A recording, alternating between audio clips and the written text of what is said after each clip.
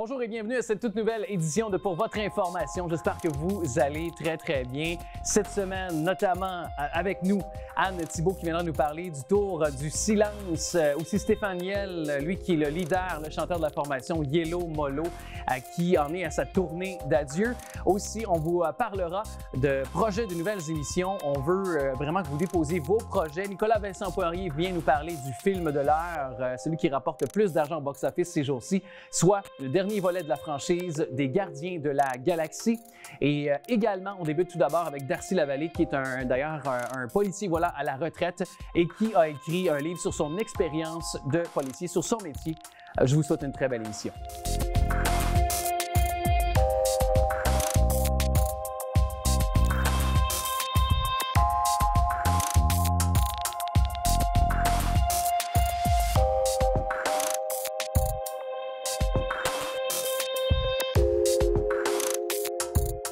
C'est un livre qui est fascinant, qui raconte sa propre vie, un policier à la retraite qui d'ailleurs nous montre un peu vraiment l'intérieur de son travail de policier. C'est un livre qui s'appelle « Servir et protéger, mémoire d'un policier profondément humain » et on le joint par le truchement de la technologie. C'est Darcy Lavallée qui est avec nous. Bonjour Darcy.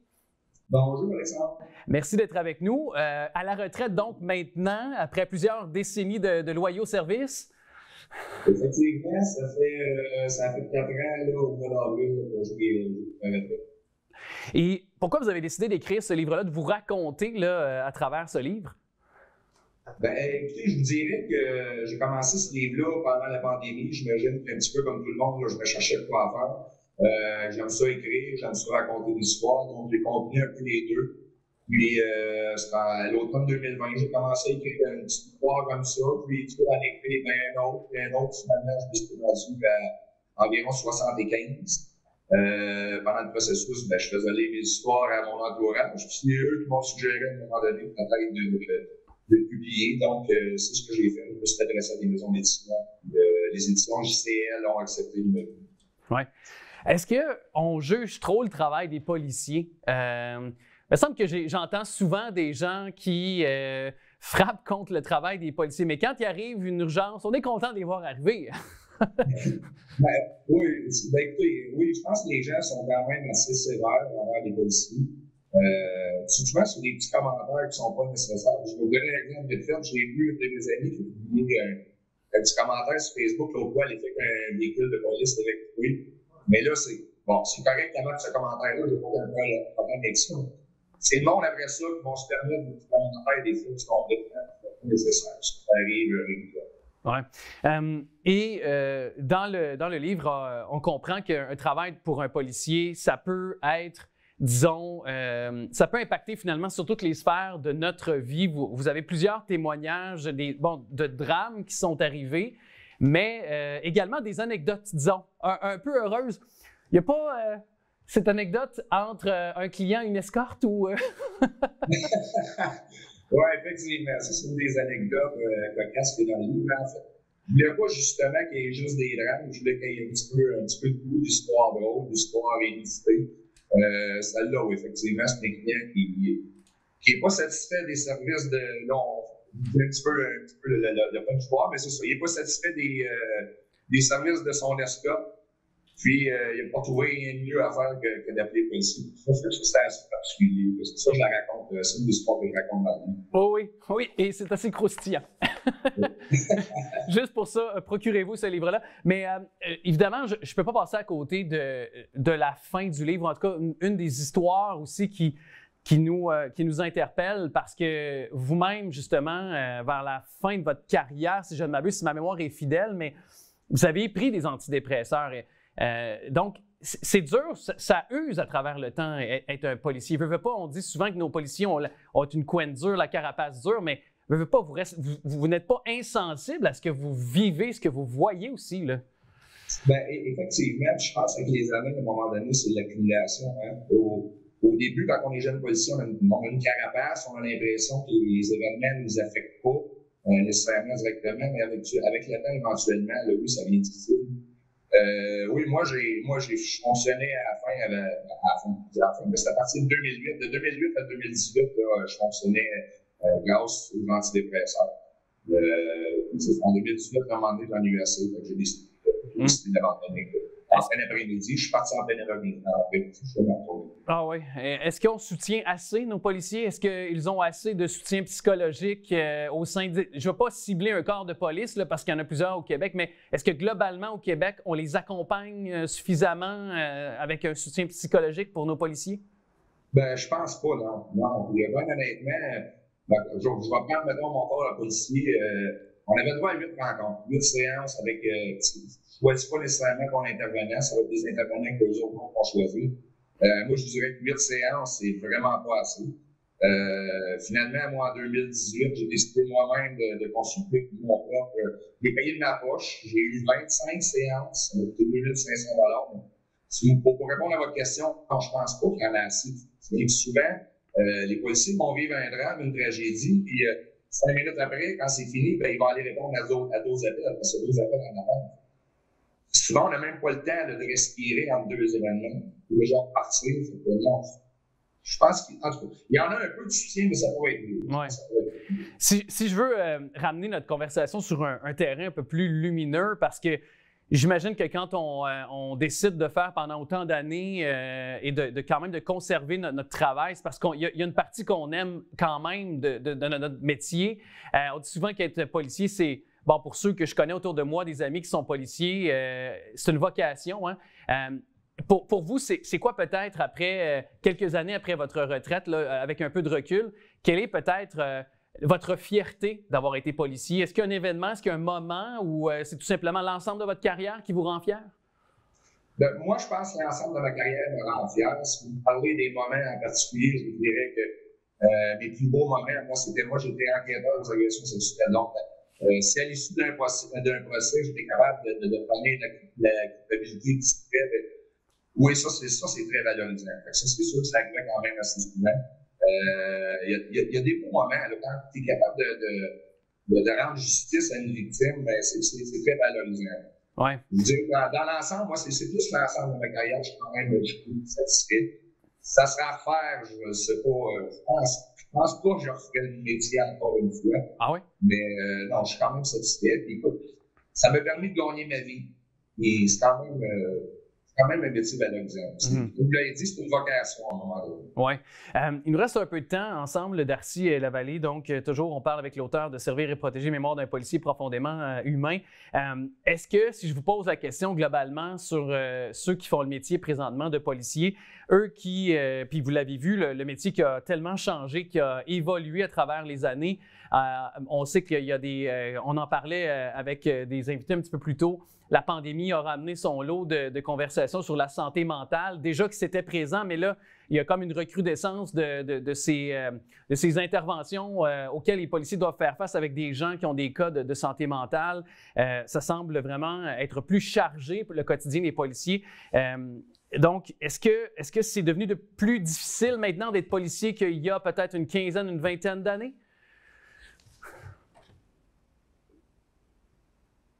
Cette question-là, parce que c'est différent. On s'en coupe un peu. Effectivement, les années ont changé, la criminalité a changé, la clientèle, je peux dire, a changé aussi. C'est sûr qu'aujourd'hui, il semble y avoir plus de maladies mentales. C'est-tu vraiment parce qu'il y en a plus ou bien non parce qu'à l'époque, il n'était pas diagnostiqué, effectivement.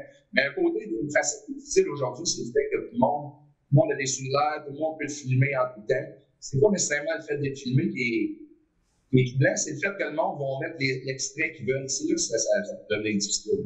Parce que tu ne vois pas l'ensemble de l'intervention, tu vas voir une petite partie de l'intervention. C'est pas nécessairement avantageux pour le policier dans ce sens-là. OK. Ouais, c'est sûr que aussi maintenant, il y a beaucoup, en tout cas certains endroits également, on doit faire attention au travail des policiers dans la façon d'intervenir.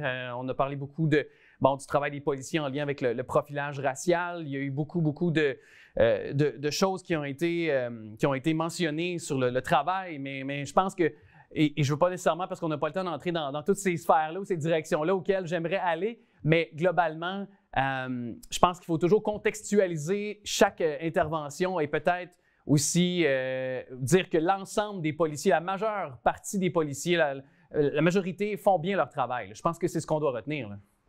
Ben moi, je pense qu'au Québec, je ne veux pas être chauvin en disant ça, mais je pense qu'au Québec, si on se compare, si les gens ont un petit peu voyagé dans le monde, moi, je n'ai pas voyagé dans le monde, je suis allé dans plusieurs pays du sud. Et je peux vous dire, quand on se compare avec d'autres pays, je pense qu'au Québec, les gens devraient être fiers de la police. Je pense qu'on a possiblement, parce que c'est pas les meilleurs au monde, ça doit être parmi les meilleurs au monde. On a vraiment des bons policiers. On compare avec d'autres pays où la corruption, ces choses-là. Je pense qu'on peut être fiers de notre police.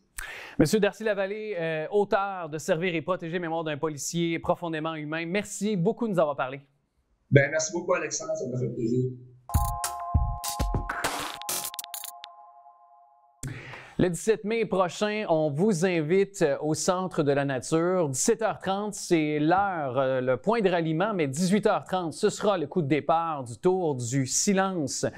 On en parle tout de suite avec la coordonnatrice de l'événement, avec Madame Anne Thibault. Bonjour.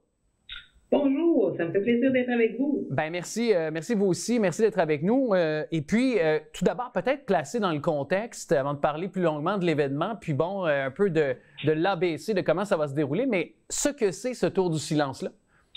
Bien, alors, le Tour du Silence, c'est un événement mondial qui a été créé en 2003 par un Américain dont le copain a été frappé par un miroir d'un autobus quand il circulait à vélo. Et suite à cet incident-là, lui a décidé de commémorer le décès de son ami. Spontanément, c'est dans le coin de Dallas au Texas là, que ça s'est déroulé. Spontanément, ils ont fait un appel à tous. Il y a à peu près 1000 personnes qui se sont présentées pour faire un cortège silencieux soulignant le décès de ce copain-là. Et de là est venue l'idée, mondialement, là, un petit peu par petit peu, depuis 2003, à travers la planète, des événements se sont formés, ont eu lieu pour continuer à commémorer les cyclistes décédés ou blessés lors d'accidents impliquant des cyclistes et des automobilistes. Oui. Et d'ailleurs, chez nous, ça se passe, le point de départ, bon, évidemment, on va se rallier ensemble, on va pouvoir se donner ce point de ralliement du côté du Centre de la Nature le 17 mai, mais peut-être nous expliquer le parcours que vous allez emprunter, le tracé que vous allez emprunter là, également tout au long de ce Tour du Silence. Alors, si les gens, en fait, l'événement existe chez nous à Laval depuis 2004 et c'est le même parcours qu'on utilise. On part du Centre de la Nature pour se diriger, pour aller prendre le boulevard Saint-Martin, prendre une petite pause devant l'hôtel de ville pour prendre un moment de silence où tout le monde s'arrête, on met le pied à terre et on dépose une gerbe de fleurs pour ensuite revenir une boucle au Centre de la Nature par la suite. Donc, c'est quoi, une vingtaine de kilomètres, je pense? Ou... Exactement. Oui, c'est une vingtaine de kilomètres qui se fait à peu près à une vitesse de 15 à 18 km/h. Ça ne veut pas, c'est pas une course, là. L'idée, c'est vraiment de se rendre visible. Puis en plus de ça, le mois de mai, c'est le mois du vélo. Au Québec, là, c'est de se rendre visible. On débute, on commence la saison à rouler un peu à travers. Tout le monde sort, là, avec le beau temps. C'est le moment de préparer son vélo puis de sortir. Donc, l'idée, c'est vraiment d'y aller tout doucement. Puis, ça se veut un peu comme une pause pour une réflexion que chacun devrait avoir en se demandant quel comportement, parce que plusieurs sont des automobilistes aussi, là, c'est pas juste qui sont eux-mêmes cyclistes. Alors, c'est de se poser des questions, savoir comment moi, comme usager de la route, je devrais partager, prendre ma place, puis s'assurer qu'on partage entre tous les usagers le réseau routier de la Ville de Laval et au Québec en général.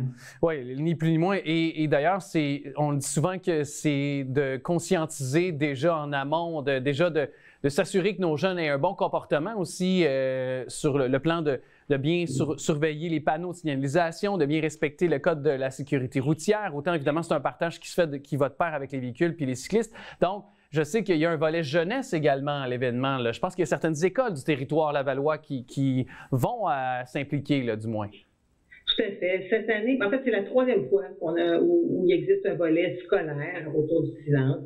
Cette année, on a un partenariat avec Espoir, le club Espoir de Laval. Le responsable, Nicolas Masbourian, a été très proactif, je dirais, là, dans le fait de nous faire savoir qu'il y a déjà un événement, en fait, qui crée ce qu'on appelle ces Vélosco. Puis dans le cadre de Vélosco, c'est pour sensibiliser les jeunes à s'habituer à se déplacer à vélo pour aller à l'école.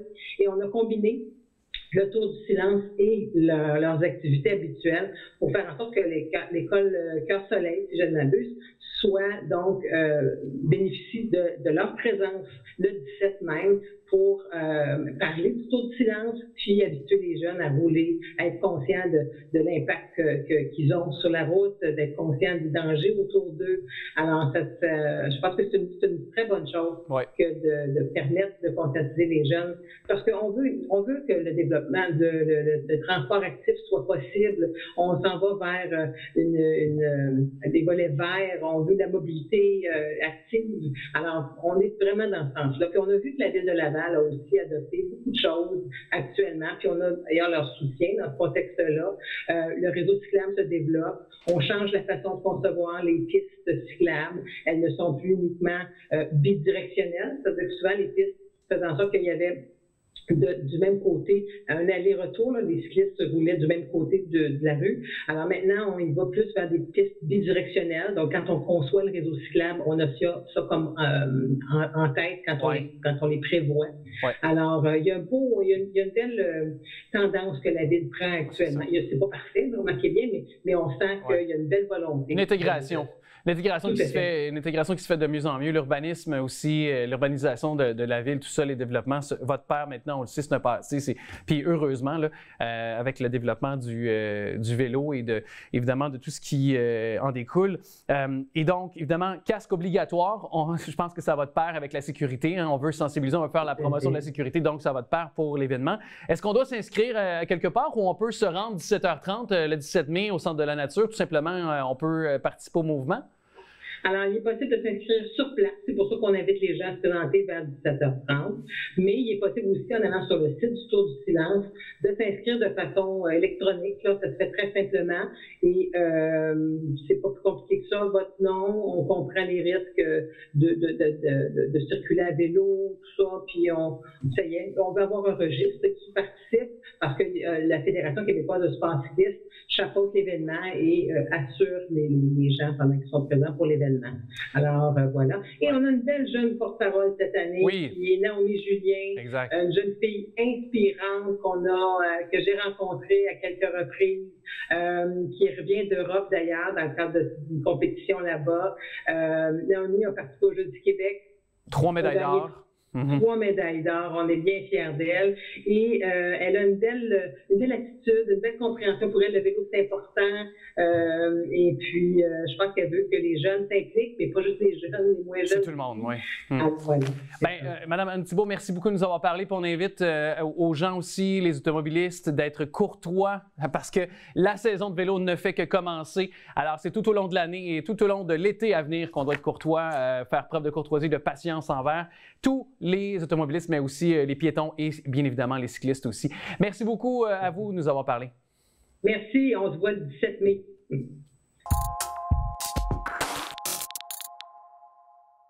Les Anges oubliés, un livre qui, oui, nous parlera de pandémie au cours des prochaines minutes, mais de d'autres facettes de la pandémie. Ceux qui étaient sur le terrain, mais dans la rue, qui ont cogné à la porte des maisons pour savoir si les gens dans nos quartiers, ici, notamment sur le territoire lavallois, étaient, notamment de façon cognitive, en pleine forme, en pleine santé. Il est l'auteur d'un livre sur la question, André Pratt, Les Anges oubliés aux éditions La Presse. Il est mon invité. Bonjour. Merci de l'invitation. Merci à vous d'être avec nous. Pourquoi ce sujet vous a fasciné pour écrire Les Anges oubliés? Bien, en fait, c'était pour parler d'anges dont on a beaucoup moins parlé pendant la pandémie. On a pas mal parlé des anges gardiens, des gens, des infirmières, les gens dans les hôpitaux, dans les CHSLD qui ont pris soin du monde. Mais ceux dont on n'a pas parlé, c'est des gens qui, au niveau des différentes communautés, des différents quartiers, à Laval, à Montréal, à Longueuil, etc., des gens, donc des travailleurs de rue, des travailleurs communautaires qui ont frappé à des centaines de milliers de portes, littéralement, pour aider des gens qui étaient vulnérables, mais qui n'étaient pas rendus dans nos services de santé, dans les hôpitaux ou tout ça, qui étaient souvent chez eux, pris, pas possible de sortir, pas possible d'aller faire son épicerie, etc. etc. Donc, les anges oubliés, on dit qu'ils sont oubliés parce qu'on n'en a pas parlé, mais ils ont fait un travail d'une importance incroyable et certainement sauvé plusieurs centaines de vies. Oui, puis évidemment, on peut-être fait, comme vous avez dit, se sont promenés dans les rues, dans les quartiers, on fait de la prévention, puis ça nous laisse aussi décoder ce travail-là sur le terrain aussi de cette santé mentale dont il est souvent très question depuis plusieurs années, mais qui s'est un peu cristallisé dans ce qui est de ces dernières années avec la pandémie aussi. Et est-ce que pour vous, vos échanges avec ces différents intervenants, c'est avéré des découvertes pour vous? Est-ce que vous avez cru comprendre qu'il y a eu des améliorations ou même encore là, il y aura des traces de la pandémie pour encore de nombreuses années, notamment sur le plan de la santé mentale? Oui, ce qui est important de comprendre, c'est que ce livre-là n'est pas un livre sur la pandémie, mais sur des événements qui se sont passés pendant la pandémie. Et notamment, ce qui est le plus important, c'est, je disais, ces travailleurs communautaires, travailleurs de rue, etc., qui ont cogné à des centaines de milliers de portes. C'est ce qu'ils ont découvert une fois que la porte s'ouvrait. Et souvent, c'est pas des gens qui souffraient de COVID-19 qui trouvaient. C'était des gens avec une multitude de problèmes de santé mentale, de pauvreté, de violence conjugale, etc. Donc, ces travailleurs de rue qui s'attendaient, dans le fond, juste à aider les gens, à les informer sur comment se faire vacciner, etc., ont rencontré une misère, il faut dire le terme, à tous les niveaux, à laquelle ils ne s'attendaient pas, même si ce sont des travailleurs communautaires souvent qui ont de l'expérience dans leur milieu, qui connaissent bien leur milieu. Alors, cette misère-là, qui est notamment due aux problèmes de santé mentale, comme vous le dites, mais aussi à la pauvreté, à l'âge, simplement les gens âgés à qui M. Legault avait dit de rester chez eux, à raison, pour des raisons de santé, mais ils se sont retrouvés tout seuls chez eux, avec personne pour les aider, personne pour les visiter. Alors, c'est cette réalité-là, derrière la porte, qui est importante parce que la pandémie terminée, officiellement, l'OMS nous dit que la pandémie est terminée maintenant. La pandémie terminée, ces problèmes-là, eux, demeurent. Hein? Les problèmes de santé mentale, les problèmes de pauvreté, les problèmes d'isolement, tous ces problèmes-là demeurent et il faut absolument trouver un moyen d'y faire face. Oui. Puis d'ailleurs, donc la préface, Madame le docteur Joanne Liu le dit également, c'est assez clair que de rester confiné pour les femmes, les hommes, que finalement, faut être actif, faut participer finalement et c'est ce que permet le travail communautaire notamment, puis duquel vous rendez hommage à ces artisans-là. Oui. Le docteur Liu, qui a été plusieurs années président de Médecins sans frontières, donc qui a fait face à des pandémies extrêmement graves, notamment la pandémie d'Ebola en Afrique de l'Ouest. Ce qui ressort de ces épisodes-là, avant la COVID, c'était l'importance du fait que les communautés se prennent en main. En d'autres termes, les solutions qui viennent d'en haut, c'est nécessaire, mais seulement une partie de la solution. Une bonne partie de la solution vient aussi de ce que les communautés font lorsqu'elles se prennent en main et qu'elles décident de faire face aux problèmes, dans ce cas-ci, la pandémie. Et ça a été l'angle un peu oublié dans le cadre de la COVID-19, pas seulement au Québec, dans d'autres pays aussi, où on a oublié cette grande leçon-là des pandémies passées et on a complètement négligé, laissé tomber, ignoré le travail, l'importance du travail dans les communautés. Et les gens, lorsqu'ils se prennent en main, sont plus actifs. Parce qu'ils sont plus actifs, ils se sentent utiles, et parce qu'ils se sentent utiles, les problèmes de santé mentale, notamment, deviennent moins graves que lorsque les gens sont confinés à regarder les points de presse de télé à tous les jours. Oui. Vous êtes, on le sait, un journaliste émérite pendant plus d'une quarantaine d'années, si je ne m'abuse, justement à la presse. Vous avez été sénateur aussi quelques années. Donc, vous connaissez un peu aussi l'intérieur de la politique, en plus d'en avoir été quand même un de ceux qui a été un des meilleurs pour scruter à la loupe l'actualité puis la décortiquer pour les gens qui nous écoutent. Pour vous, est-ce qu'on a pris des notes au sein des différents gouvernements, que ce soit sur le plan fédéral, sur le plan provincial? Est-ce qu'on a pris des notes? Est-ce qu'on va peut-être aussi, et je ramène un peu le sujet, parce que moi, je parle beaucoup à des organismes communautaires, on dit qu'ils ne se sont pas sentis assez inclus, on ne les finance pas assez pour les services qu'ils donnent et que les besoins seront doublement criants dans les prochaines années avec malheureusement, les retombées de cette pandémie. Donc, de votre façon de voir les choses, est-ce qu'on a écouté les doléances de ces organismes communautaires-là, de ces travailleurs de rue-là, de votre perception? Honnêtement, la réponse est difficile à trouver. D'une part, beaucoup d'acteurs de l'époque de la pandémie ont refusé de me parler, donc ils ne voulaient pas revenir sur le sujet. Ceux à qui j'ai parlé, je pense notamment à la docteure Mylène Drouin, qui est la directrice de la santé publique de Montréal, m'a dit que oui, l'enseignement avait été retenu, les leçons avaient été retenues et que dans les prochains plans de pandémie, parce qu'on craint qu'il y ait d'autres pandémies malheureusement, que ces leçons-là vont être inscrites. Cependant, dans le dernier plan que le docteur Drouin a publié, il y a très, très, très peu de place pour les organismes communautaires. Alors ça, c'est un point. Deuxièmement, pour ce qui est du financement, il faut quand même reconnaître que les gouvernements, mais notamment le gouvernement de la CAQ a déposé un plan d'action communautaire il y a quelques mois qui comprend une augmentation du financement qui est assez significative. Maintenant, la question, c'est, compte tenu des besoins qui vont croissant et du fait qu'on s'en remet de plus en plus aux organismes communautaires pour s'attaquer à toutes ces problématiques sociales-là, est-ce que malgré la hausse du financement, les ressources sont peut-être encore insuffisantes? Alors là, il faut, dans le fond, une décision qu'on prenne collectivement. Quelle est la place qu'on donne au gouvernement pour s'attaquer à ces problèmes-là? Quelle est la place qu'on donne aux groupes communautaires? Et si on leur donne plus de responsabilités, bien évidemment, il faut leur donner le financement en conséquence. Oui, je comprends très bien. Merci beaucoup pour cette conversation. Je rappelle que Les Anges oubliés aux éditions La Presse est disponible partout, dans toutes les librairies, évidemment, notamment, duquel on pense. Monsieur André Pratt, merci beaucoup de nous avoir parlé. Ça me fait plaisir. Merci pour l'invitation. Le Joli Bedon de Marion, c'est un livre qui est disponible partout au moment de se parler. D'ailleurs, qui s'est distingué récemment, nommé, on va préciser le tout, avec une chanteuse que vous connaissez, mais autrice également. On se connaît bien quand même, Renée Wilkin qui est avec nous. Salut! Salut, ça va bien? Merci, bien certainement, je suis vraiment heureux de t'accueillir. Récemment reçu une nomination pour, c'est quoi, c'est le prix Équilibre? Le prix Équilibre, oui, c'est le groupe Équilibre, dans le fond, là, eux mettent de l'avant toutes les initiatives au Québec là, qui parlent de diversité corporelle. Donc, chaque année, il y a 5 initiatives qui sont mis en nomination. Le but, c'est d'en parler le plus possible. J'étais fière d'être le seul livre jeunesse là, qui était en nomination là, pour parler de diversité corporelle. Je pense que c'est important d'en parler dès la littérature jeunesse. Donc voilà, puis il y avait 4 autres belles initiatives là, en nomination. En tout cas, félicitations. Ultimement, je veux dire, c'est vraiment de se démarquer parmi tous les projets jeunesse. C'est déjà un grand fait d'armes de le soulever, puis je voulais commencer avec ça. Et puis, bon, c'est ton troisième pour ce qui est de ce volet jeunesse. On parle souvent de différence, de diversité corporelle pour toi. Pourquoi c'est important de poursuivre dans ce sillon-là que tu as tracé depuis le jour 1? Oui, bien, j'en parle évidemment dans ma carrière musicale, dans mes chansons, tout ça. Mais j'avais cette idée-là de livre jeunesse depuis très longtemps que je chérissais.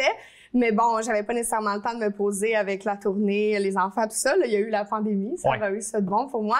J'ai pu en écrire 3 à ce moment-là. Ensuite, il y en a un 4e qui est sorti, un 5e qui s'en vient. Mais je voulais surtout que les enfants qui se sentent différents soient représentés dans la littérature jeunesse. La même chose que je fais dans ma musique, de voir dans la culture pop une chanteuse qui est pas nécessairement dans les standards de beauté qu'on nous impose, parce que bon, c'est la réalité. De le voir des histoires avec des personnages principaux, secondaires qui nous ressemblent à tous, à tous et chacun. Donc, c'est ce que je voulais faire. Puis, je le vois déjà avec ce que je reçois comme témoignage des enfants, qu'il y en a qui apportent leur livre à l'école parce que le personnage principal leur ressemble, puis ça me fait chaud au cœur. Ça fait chaud au cœur. Puis quand on parle de diversité, est-ce que tu vas dans ton entourage parce que tes enfants aussi viennent en quelque sorte de la diversité, il faut le dire, là aussi? Ben, en toute honnêteté, le premier livre, je l'ai écrit en cadeau pour mes enfants. Je savais pas ce que ça donnerait, je savais pas l'accueil que ça aurait du public.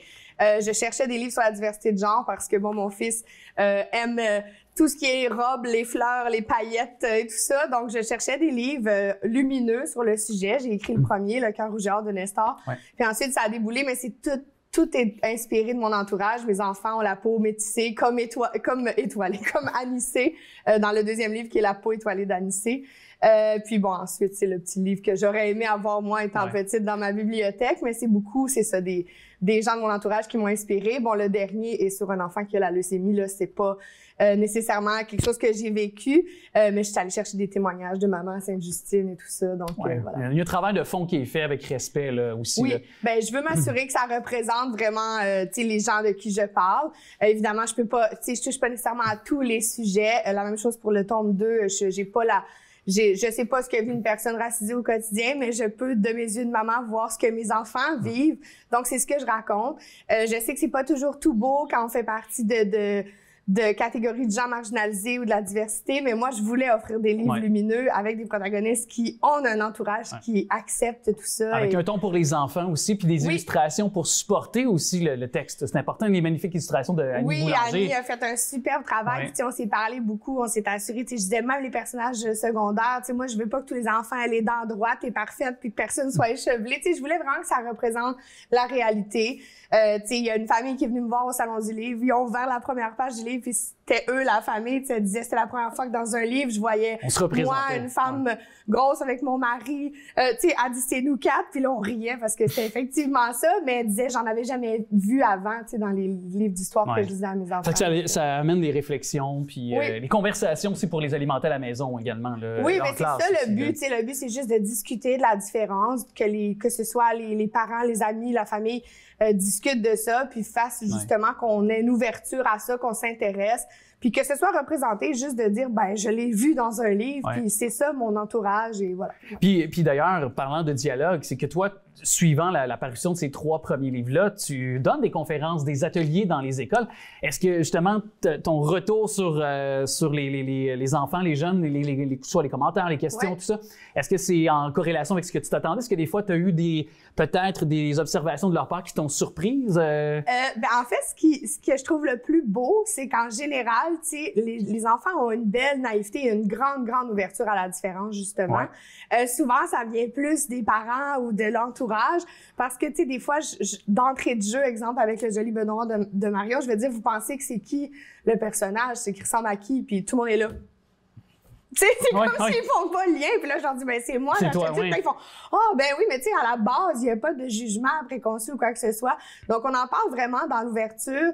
J'ai surtout des commentaires disant, ben moi, je lis Nestor à la maison. Puis là, c'est un enfant qui vient me voir. Puis c'est un petit garçon. Puis il est en robe. Puis il est fier parce que il l'a apporté à l'école. Puis il a pu en parler. Donc, c'est surtout des beaux moments. Puis des grandes discussions sur l'ouverture. Puis juste réaliser que tous les corps sont valides, que tout le monde est différent, puis qu'on veut juste s'intéresser, puis voilà. Puis j'imagine que pour toi, ça te fait un grand bien aussi. Y a-t-il un côté, j'oserais dire thérapeutique, parce que, ou peut-être en quelque sorte...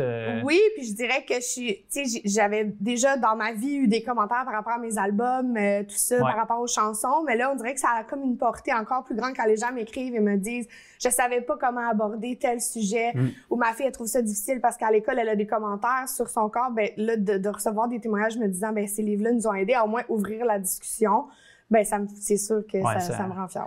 Et ben là, justement, on connaît ton talent de chanteuse incroyable, toujours avec British Show qui poursuit sa tournée au moment de se parler. Est-ce que toi, là, tu es en préparation de quelque chose? Tu nous avais offert une chanson de Noël l'automne dernier, puis là, je crois, c'était de ton cru. Tu avais écrit le texte. Oui, paroles et musique en collaboration avec Gabriel Bertrand-Gagnon. Mais est-ce que tu vas composer? Ah oui, pour vrai? Ben là, on dirait que j'avais jamais osé, je sais pas pourquoi. Je prenais pas les devants. Tu sais, j'ai toujours composé la musique avec des co-compositeurs et tout ça, mais j'écrivais pas les paroles en français. Là, je me suis dit, après 4 livres, je pense qu'il serait temps que j'assume. Mais j'imagine qu'il y a une différence, écrire une toune et écrire un livre aussi. Là, oui, c'est vraiment différent. Mais on peut aussi ajouter un côté qui est peut-être plus poétique et moins au premier degré, si on peut dire. J'aime ça. La chanson de Noël, on dirait que ça a été le premier élan parce que je trouvais ça plus simple parce que c'était une chanson de Noël. Puis là, je suis dans l'écriture d'un nouveau single, puis c'est moi qui signe le texte ici. Donc, je suis bien contente. On peut peut-être espérer entendre ça quand, là? J'aimerais ça fin d'été, automne. Là, OK. Très cool. Donc, on va prêter oreille à ça. On va surveiller tes tribunes, tes plateformes. Et aussi, un 4e, je pense, volume jeunesse. Le 4e est déjà sorti à Noël. Le 5e va sortir à l'automne. C'est un personnage, par contre, que j'avais déjà présenté dans le joli Benoît de Marion. C'est Marcus qui a 2 mamans. Donc, c'est le prochain, le prochain sujet, exactement. Puis, plein de spectacles aussi qui s'en viennent autant solo qu'avavec des projets de musical. Tu viendras nous reparler de ce 4e. Ben, tu viens en tout temps, mais évidemment, je veux te revoir pour qu'on puisse parler de ton prochain volume. Il fallait qu'il arrive, il fallait qu'il tombe. Mais c'est correct, on vient de finir l'entretien. Je l'ai rattrapé au bon moment. Merci beaucoup, Renée Wilkins. Merci à toi. Toujours la bienvenue.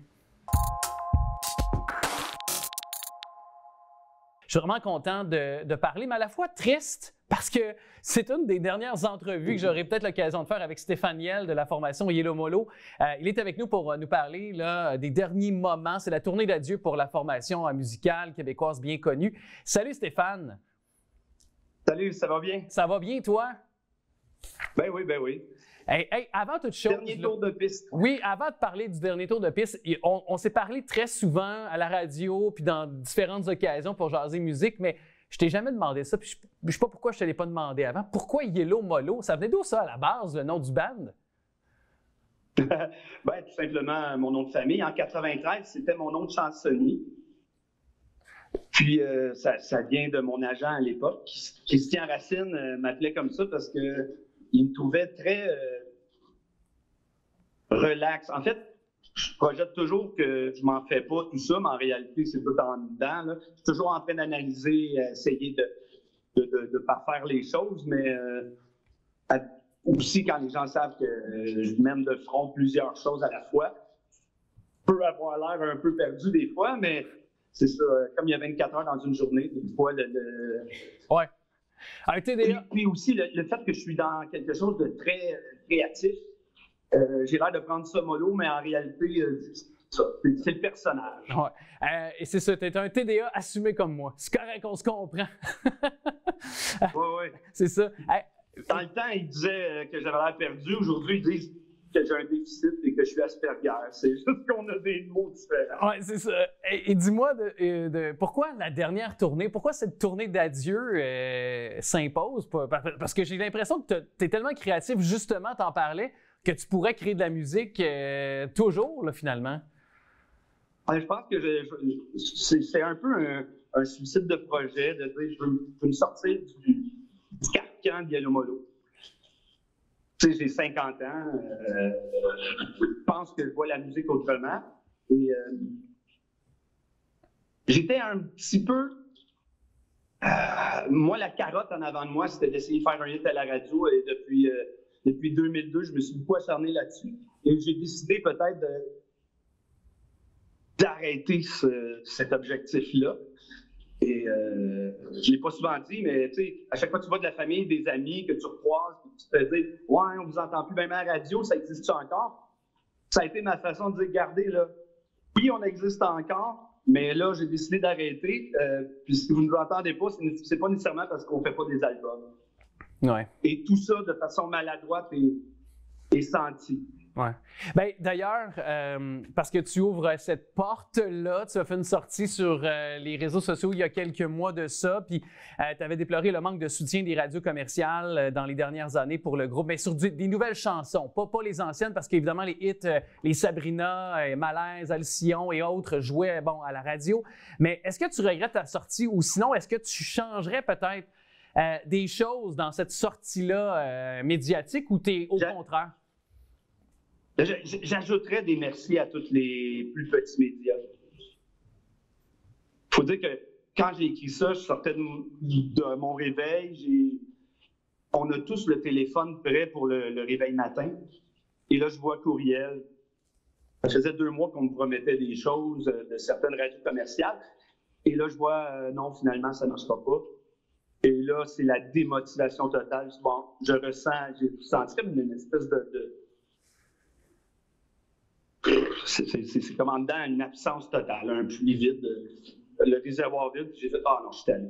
Et j'avais besoin de nommer quand même que, il y avait des gens qui me promettaient des choses depuis beaucoup de temps. Mm-hmm. Et ils disaient qu'on s'était réinventé, Yellow Molo 2.0. Moi, ça faisait plus de 2 ans que j'étais sur le projet, beaucoup d'argent, beaucoup de temps. Et là, j'ai fait comme, non, je veux nommer que ça, là, ce chemin-là, je ne le prendrai plus. Mon côté créatif, là, ça sera de la recherche personnelle, sûrement avec des gens avec qui j'ai travaillé aussi, mais ça ne sera plus un Ben Ska qui essaye de faire un hit à la radio. L'objectif devient plus personnel, artistique. Ouais. Hey, j'ai le goût qu'on prenne du temps, Stéphane, parce que là, c'est sûr, on le disait, c'est la tournée d'adieu, puis je veux qu'on termine avec ce côté positif, parce que à la fois positif et triste, mais c'est justement le temps ou jamais pour les gens de vous attraper cette année jusqu'au 31 décembre prochain, parce que vous avez plein de spectacles à votre agenda. Ça ressemble à quoi ce show-là que les gens pourront attraper aux quatre coins du Québec et chez nous, à Laval? Nous, notre spectacle, comme j'ai tout le temps voulu depuis ma première Saint-Jean où j'avais 7-8 ans, je voyais des artistes un peu prendre leur temps. Moi, probablement dû à ma condition Asperger, de la dopamine, TDAH aussi, on s'en est parlé, mais de la dopamine pendant 2 heures non-stop, pas beaucoup de blabla, du small talk, là. C'est des tunes où je pars en transe et ceux qui veulent nous accompagner dans cette euphorie qui est pas malsaine, ben c'est le temps. Et tout le travail qu'on a fait depuis 99, tout notre répertoire de plus de 100 chansons, ben il va y avoir dedans un paquet de clins d'œil. Ça va être un long mix. Plein d'énergie et de positif, justement. Oui, puis les hits, j'en ai nommé quelques-uns tantôt, mais tu sais, moi, j'aime beaucoup Voyage, Emmène-moi quelque part. C'est toutes des tunes qui, pour moi, on joue à la radio d'ailleurs, puis elles sont très bonnes encore quand je les écoute. Puis j'ai beaucoup aimé L'amour alpha aussi. C'est peut-être un album qui a passé un peu en dessous du radar, mais qui est très bon aussi. Fait que j'invite les gens. Justement, toutes les chansons que tu nommes ont été refusées à C'est quoi et à Énergie, mais les autres radios nous ont aidés. Fait que, merci à toutes les autres radios d'avoir embarqué dans ces tunes-là qui sont très bonnes. Il y en a beaucoup là-dedans que c'est comme Voyage, c'est Yannick, Emmène-moi quelque part, c'est Mustang. Merci à tout ce monde-là, puis j'espère de vous voir cet été. Hey, merci beaucoup, mon cher Stéphane, puis bonne dernière tournée et bon contact avec le public qui vous aime. Merci d'avoir prêté l'oreille. Ça fait plaisir. Allez. Merci. Je pars en voyage, je fly, je vole, je décolle, je prends la plage en otage. Goodbye la ville, je file vers l'île en plein décrochage.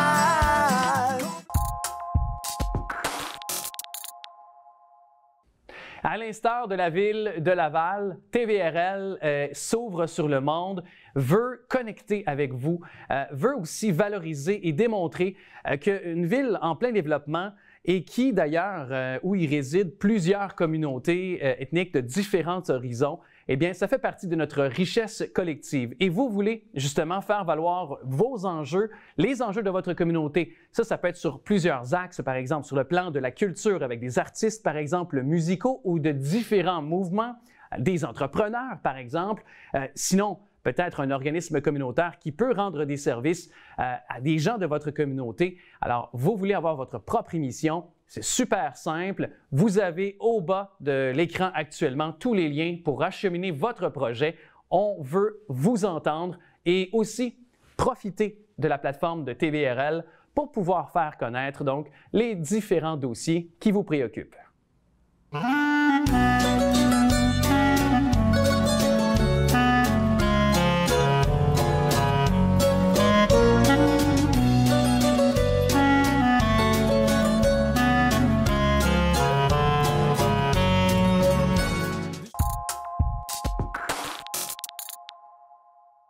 Je suis tellement content cette semaine. J'attendais ce moment-là depuis la semaine dernière. Enfin, on va parler du couronnement, un média qui parle du couronnement de Charles III avec l'expert de la monarchie, Nicolas Vincent Poirier. Salut!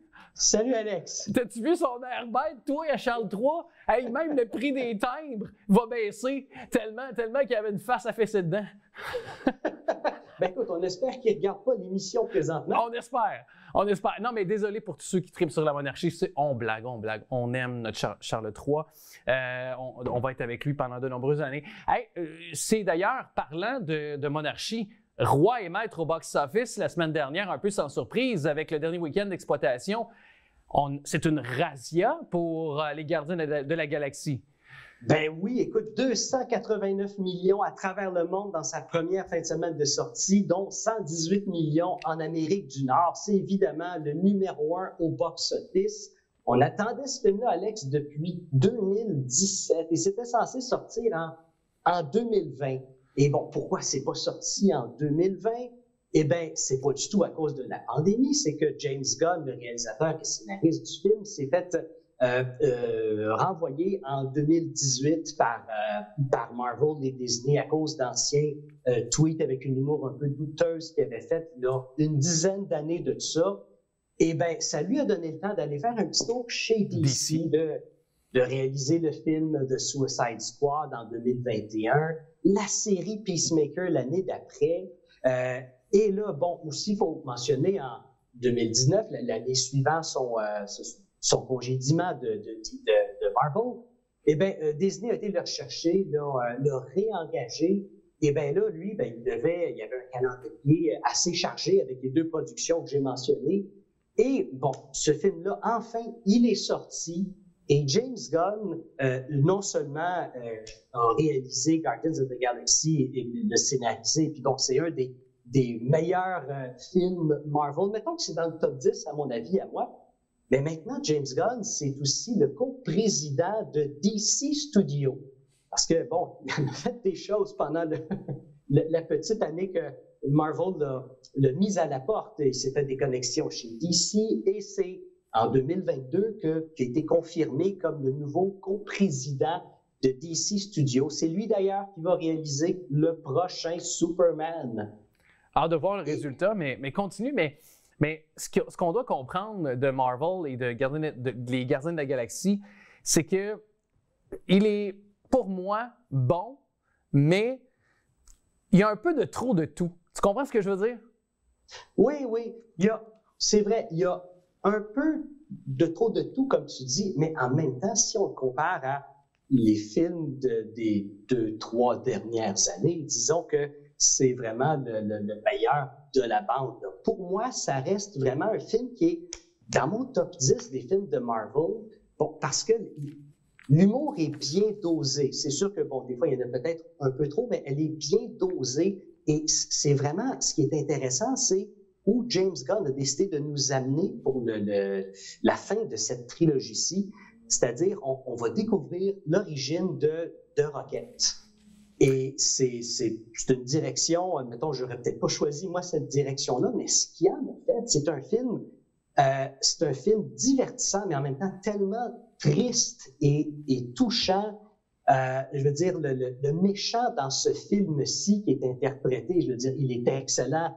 Chuck Woody, Iwiji, j'espère que je prononce bien son nom. Sinon, s'il nous écoute, il peut nous appeler. Probablement. Avec le roi, probablement. C'est ça. Écoute, c'est un des... Je pense que c'est le meilleur méchant, selon moi, de l'univers de Marvel. Oui, Thanos, il était très bien comme méchant. On comprenait ses motivations, mais le maître de l'évolution, le méchant de ce film-ci, c'est un salaud qu'on déteste. Là. On veut que justice soit faite à la fin du film. Dès le début, on le déteste par rapport à tout ce qu'il fait. Et ceux qui sont sensibles envers la cruauté envers les animaux, c'est pas un film à regarder du tout. Absolument pas. C'est vraiment un salaud, le maître de l'évolution. Et c'est la première fois qu'on voit un méchant de Marvel comme ça à l'écran. C'est rafraîchissant, disons-le comme ça. Oui. Puis d'ailleurs, est-ce que tu penses que son passage chez DC pour James Gunn a pu y voir? Parce que souvent, les films de DC ces dernières années étaient un petit peu plus obscurs, plus dans les ténèbres que ce que peut-être Marvel nous avait habitués. Oui, c'était Marvel quand même dans l'ADN des films de héros qu'on connaît. Quand même, il y avait toujours quand même un fond de films très accessibles, voire presque familiaux pour la plupart des films. Alors, comme tu dis, j'ai l'impression que celui-là est un petit peu plus, quand tu parles de cruauté, donc on nous amène vraiment peut-être vers les moins bons côtés de l'homme quand il est question de bien-être animal, par exemple. Donc, je ne sais pas si ça peut à y voir là-dedans. Je te dirais que c'est pas compliqué. James Gunn, lui, a commencé à la base chez les studios Troma, qui est une compagnie de production de films d'horreur de mauvais goût. On pense à Toxic Avenger, pour ceux qui le connaissent. Donc, il a commencé là. Lui, il a une humour noir particulière, le gore, la violence et tout ce qui est pas politiquement correct, disons, c'est dans ses cordes. Et en 2010, il a fait un petit film de super-héros qui s'appelle Super. Je dis super-héros parce que, bon, c'est un peu, mais pas tant que ça. pour ceux qui l'ont vu, vous allez comprendre avec ça, là, James Gunn a un côté très sombre et beaucoup d'humour noir. Donc, je pense qu'on lui a laissé faire un petit peu plus ce qu'il voulait. Et je veux juste qu'on retienne aussi que moi, ce qui m'a beaucoup frappé, c'est les décors, les textures, les couleurs également dans ce film-là. C'est assez incroyable, c'est perceptible pour le cinéphile moyen qui est à l'écoute actuellement et qui voudra là, aller le voir dans les salles obscures, là, peut-être au cours des prochains jours. Moi, ça m'a beaucoup frappé, en tout cas. Et ce plan séquence aussi, là, la fusillade en plan séquence, tu sais de quoi je veux parler? Là? Oui, ça aussi, c'est solide. Là. C'est solide. Et je te dirais qu'aussi, tu parles, les couleurs sont magnifiques. Oui, la réalisation en général, mais aussi c'est un film qui a battu un record. Écoute, le plus de prothèses dans un film, c'est dans celui-ci. 23 000 prothèses ont été appliquées à environ plus de 1000 acteurs. Ah oui? Donc, c'est pas juste des personnes, des personnages faits par ordinateur qu'on a tellement l'habitude de voir maintenant dans les films Marvel. Je pense au dernier Ant-Man, entre autres. Donc, vraiment, James Gunn, c'est un excellent réalisateur parce que, c'est vraiment, il y a beaucoup de choses qui ont été faites pour de vrai et qui ne sont pas juste faites derrière un écran vert. Et précisons, là, Chris Pratt, là, qui joue bien sûr Star-Lord ou Peter Quill, si vous préférez, là, je pense qu'il n'a jamais été aussi bon, drôle, en même temps, courageux, charmeur puis impertinent que dans ce film-là. Je ne sais pas si tu es d'accord avec moi, mais il me semble que... Oui, tout à fait. Écoute, son personnage, il est vraiment excellent et vraiment, ce film-là, James Gunn a mis un peu plus de tout ce qu'on aime de ces personnages-là. Et en même temps, oui, c'est triste de penser que c'est le dernier film où on les voit tous ensemble en tant qu'équipe. Mais pour moi, c'est un film qui finit dans le contexte de manière parfaite. Vraiment, la fin, elle est parfaite. Et qu'est-ce qui va arriver par la suite? Moi, je suis très optimiste. Je suis très optimiste autant du côté de Marvel que du côté de DC parce que, tu te rappelles quand James Gunn, j'ai mentionné, il s'est fait mis à la porte de Marvel, eh bien, celui qui interprète Drax, Dave Bautista, lui a été derrière James Gunn depuis le début et il a dit, regarde, moi, je laisse tomber mon contrat et je quitte si Marvel n'utilise pas au moins le scénario que James Gunn a fait. Et il y a vraiment une équipe loyale, autant au niveau des gens derrière la caméra que devant. Ça veut dire quoi, ça? Ça veut dire que ça ne m'étonnerait pas du tout que Chris Pratt et Dave Bautista se retrouvent du côté de DC très bientôt même. Ouais. Ben, je pense que ça va plaire à Tommy, notre caméraman et monteur. Je le vois en arrière qui a bougé un bras, un signe de victoire là, dans les airs. Puis d'ailleurs, Zoé Saldana qui joue Gamora a déjà confirmé qu'elle ne serait pas de retour. Même à ça, avec la franchise qui prend son terme avec le volume 3, le volet 3, mais quand même, déjà, on avait confirmé pour elle qu'elle ne serait pas de retour. Et là, c'est la fin d'un cycle pour Marvel. On en a déjà parlé dans cette émission. Bien sûr que les films de super-héros, c'est 1 sur 2 qui est une réussite versus avant où on avait l'impression que tous les films qui étaient projetés, autant DC que Marvel, avaient la cote auprès des gens qui sont des amateurs de cinéma et de ce type de genre de films-là. Quel est l'avenir de Marvel maintenant pour les prochains mois, prochaines années? Si on en parle, on a encore quelques minutes ensemble, Nicolas. L'avenir de Marvel, je te dirais que là, avec cet énorme succès-là, peut-être que ça va rappeler un petit peu à Marvel c'est quoi leur essence. Parce qu'à un moment donné, c'est ce qui se passe quand on se diversifie trop à essayer de faire trop de projets en même temps. Les projets deviennent mal faits et ça n'a plus vraiment de sens. On dilue la qualité peut-être au détriment de la quantité. Là. Exactement. Et Marvel, je pense qu'ils ont bien retenu la leçon. Ils ont déjà mentionné il y a quelques mois qu'ils allaient diminuer la quantité de contenu qui sortait, qu'ils allaient prioriser la qualité. Et ce qu'il ne faut pas oublier, c'est qu'à la base, là, quand Guardians of the Galaxy, le premier en 2014, est sorti, personne ne s'attendait un succès de 773 millions au box-office international. C'était un comic de Marvel que peu de gens connaissaient. C'est un ovni, c'est le cas de le dire, un ovni qui arrivait de nulle part. Ben, c'est ça, c'est un énorme risque que Marvel prenait, et sortir ce film-là, en plus au mois d'août, ça donne un signe qu'on est confiant, mais un petit peu pas trop sûr. Donc, cette trilogie-là a fait beaucoup de chemin. Écoute, 8 ans entre le premier et le troisième, c'est le plus grand écart de temps de n'importe quelle trilogie Marvel jusqu'à présent. Et je te dirais que l'avenir, autant DC Studios qui ont leur style à eux, qui vont développer quelque chose de, je pense, un peu plus sombre, vont amener quelque chose de nouveau sur la table. Et ça va être bon pour Marvel, parce que le but de tout ça dans les films de super-héros, c'est de ramener